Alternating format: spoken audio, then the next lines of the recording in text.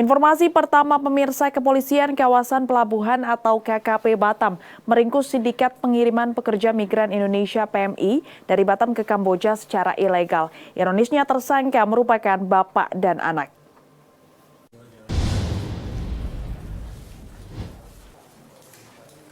Meski kerap kali ditangkap dan digagalkan, kegiatan pengiriman PMI ilegal dari Indonesia ke luar negeri tidak juga membuat jera para pemain perdagangan manusia ini. Polsek KKP Polresta Barelang berhasil meringkus 3 orang pelaku pengiriman PMI di Pelabuhan Feri Internasional Batam Center dan Pelabuhan Domestik Sekupang Batam. Ketiga pelaku ditangkap di 2 lokasi berbeda, yakni di Pelabuhan Internasional Batam Center dan Pelabuhan Domestik Sekupang. Tersangka berperan sebagai perekrut, penjemput, dan pengirim. Dalam penangkapan ini, polisi menyelamatkan sebanyak 10 orang calon PMI yang akan diberangkatkan ke Kamboja dan Malaysia.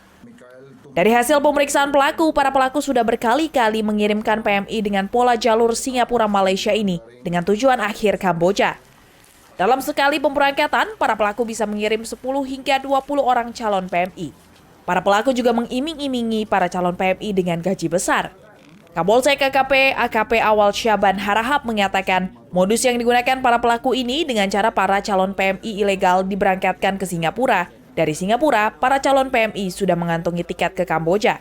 Para calon PMI ini juga nantinya akan dipotong gaji setiap bulan sebesar 2 juta hingga puluhan juta setelah bekerja di Kamboja. Mereka modusnya itu memberangkatkan orang ke negara Kamboja dengan berangkat dari Batam Center dan menginap di Singapura terlebih dahulu.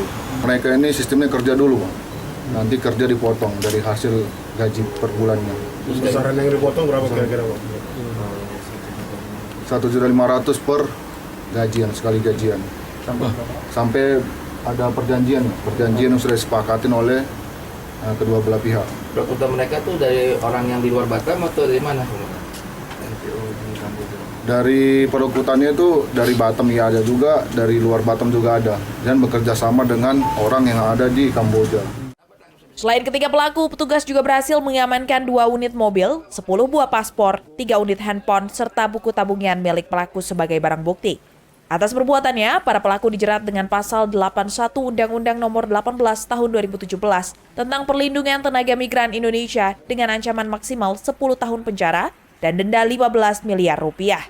Dari Batam, Kepulauan Riau, kontributor Nusantara TV, Febri Andrean Amoga melaporkan.